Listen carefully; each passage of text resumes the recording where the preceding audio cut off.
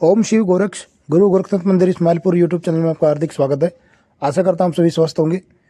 आप लोग निरंतर साधनाएं करते हैं, किसी मंत्र का जाप करते हैं, पाठ करते हैं, और इन चीज़ों के पीछे एक उद्देश्य होता है कि आपको कोई शक्ति प्राप्त हो, आपको कोई अनुभव हो, क्योंकि किए गए हर कार्य के पीछे कोई ना कोई उद्देश्य होता है।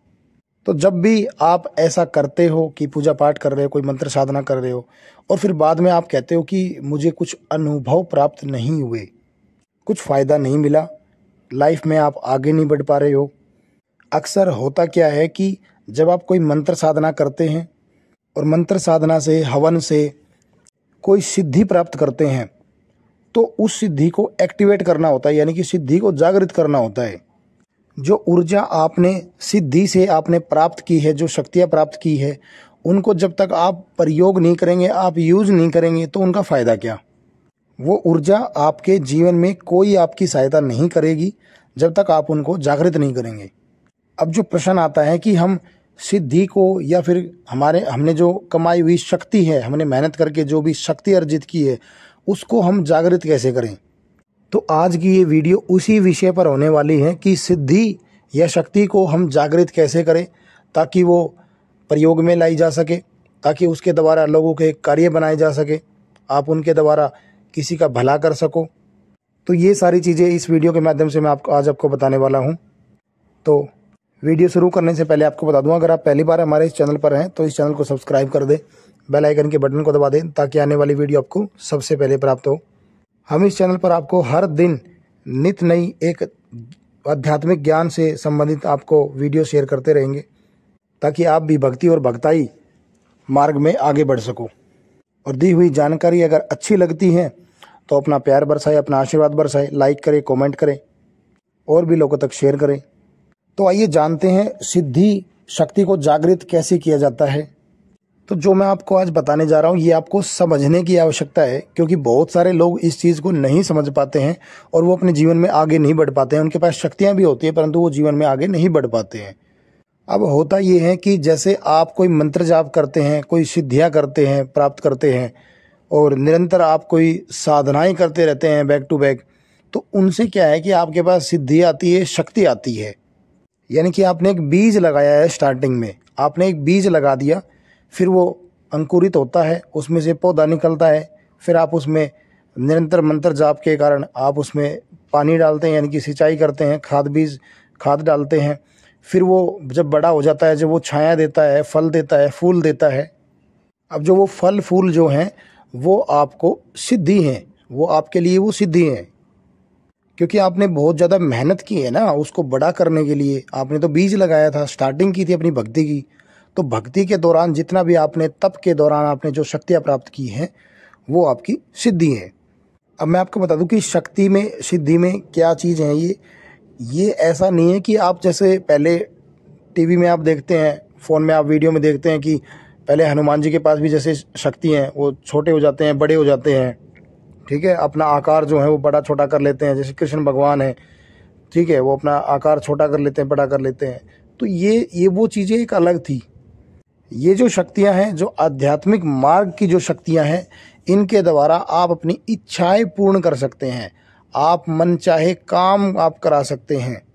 क्योंकि जब भी आपके दिमाग में जो भी आपकी इच्छा होती है, वो इच्छा को आप प्रकट करते हुए, और जब भी कोई मंत्र साधना करते हैं, कोई भी आप पूजा पाठ जब करते हैं, कोई मंत्र जाप करते हैं, तो वो सिद्धि ही है जो आपके उस कार्य को बनाती है। वो शक्ति ही है जो आपके मन चाहे फल कोई प्राप्ति कराती हैं। आपके जीवन को सुखी रखने के लिए सिद्धियाँ होती है। अब जो मेन बात आती है कि इनको जागृत कैसे किया जाए, क्योंकि बिना जागृत के तो ये कार्य ही नहीं करेगी। एक चीज़ मैं आपको बता दूं कि जो लोग गुरुमुख होते हैं, जिनके ऊपर गुरु का हाथ होता है, तो गुरु के द्वारा उनकी शक्ति, उनकी सिद्धि जागृत हो जाती है। वो सर पे हाथ रखते हैं और उनकी शक्तियों को जागृत कर देते हैं। अब जो ये चीज़ मैंने जो बताई है कि गुरु सर पे हाथ रख के शक्ति को जागृत कर देते हैं। अब बहुत सारे लोग मैंने ऐसे देखे हैं कि जिन लोगों से जब मैंने उनको चेक किया तो जब पता चला कि इन लोगों के गुरु ने इनकी शक्ति को बांध दिया है ताकि उनके ऊपर कोई सवारियां ना आ सके, ताकि वो किसी का कोई कार्य ना कर सके, ताकि वो शक्ति खुद उनकी सहायता ना कर सके। क्योंकि वो लोग खुद बताते हैं कि पहले मेरे अंदर सवारी आती थी, सब कुछ सही बताती थी, सबके कार्य सिद्ध भी होते थे। जब से मैंने गुरु बनाया है, गुरु के साथ कई कबार छोटी मोटी नोक झोंक हो जाती है और गुरु अपने शिष्य की शक्तियों को बांध देते हैं ताकि ये आगे बढ़ ना सके। तो आजकल लोग ऐसी चीज़ें करने लगे हैं, जहाँ तक मैंने देखा है, समझा है, जो कि सही नहीं है। और जब ऐसा किसी के साथ हो जाता है, किसी शिष्य के साथ हो जाता है, तो वो यही फील करते हैं कि अब उनको कोई कुछ ज़्यादा फील नहीं हो रहा, कुछ अनुभव नहीं हो रहे, उनकी शक्तियाँ उनके शरीर में नहीं आ पा रही है, उनकी शक्तियाँ उनका साथ नहीं दे पा रही है। तो ऐसी चीज़ें देखने को मिलती है।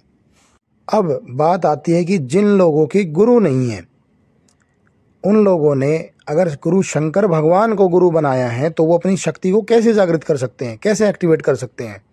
अब वो लोग सुने, ये बहुत ही दुर्लभ जानकारी है, तो वीडियो को भगा भगा कर नहीं देखना है, वीडियो को बहुत ही आराम से सुनना है। चाहे 2 बार सुनो, चाहे 4 बार सुनो, एक एक चीज़ जानकारी आपके लिए ये बहुत ही महत्वपूर्ण होने वाली है।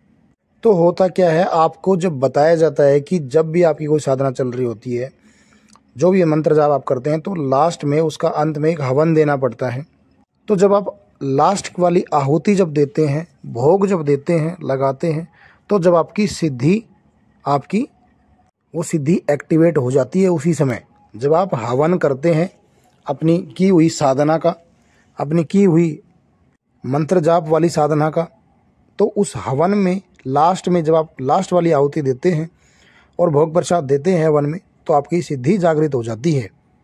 अब बहुत सारे लोग क्या करते हैं कि वो मंत्र जाप करते हैं शुरू 11 दिन 21 दिन, माला नित्य नियम से सब कुछ अच्छे से करते हैं, परंतु लास्ट में वो हवन नहीं देते उसका, और इसलिए शक्तियाँ जागृत नहीं होती, इसलिए सिद्धि जागृत नहीं होती। तो एक होता है कि संकल्प के माध्यम से आप अपनी जागृत कर सकते हैं अपनी शक्ति को। आपको करना क्या है कि एक आप घी का दीपक जला लें, आसन पर बैठ जाएं, एक लोटा जल ले लें। अब आपको हाथ में जो वो जल है, आप गंगा जल ले लें तो सबसे अच्छा, क्योंकि गंगा जल से ज़्यादा पवित्र और कुछ भी नहीं है। तो गंगा जल जब आप हाथ में लेंगे, सीधे हाथ में आपको लेना है, सीधे हाथ में लेके कि मेरा नाम ये है, मेरे पिता का नाम ये है, मैं यहाँ का रहने वाला हूँ, मैंने जो भी सिद्धि, जो भी आज तक मैंने जो भी मंत्रों के माध्यम से जो शक्ति प्राप्त की है, वो मेरी समस्त शक्तियाँ जागृत हो, मुझे अनुभव कराए, आपके स्वयं के जीवन में वो सहायता करें, आपकी सुरक्षा बढ़ाए, आपको आगे बढ़ाए आध्यात्मिक मार्ग में, आपके परिवार में सब कुशल मंगल रहें, आपके घर से हारी बीमारी दूर हो, आपके घर से दरिद्रता दूर हो, लक्ष्मी का आगमन हो, आपके कुल के, इष्ट के, आपके पितरों का आपका वास हो आपके घर में। ऐसी आप अपनी कृपा बनाएं, ये बोलकर आपको संकल्प लेना है। तो संकल्प के माध्यम से ये जो अपने कमाई हुई ऊर्जा है, जो शक्ति है, जो सिद्धि है, वो जागृत हो जाती है। तो इस तरीके से आप अपनी सिद्धि को, शक्ति को जागृत कर सकते हैं।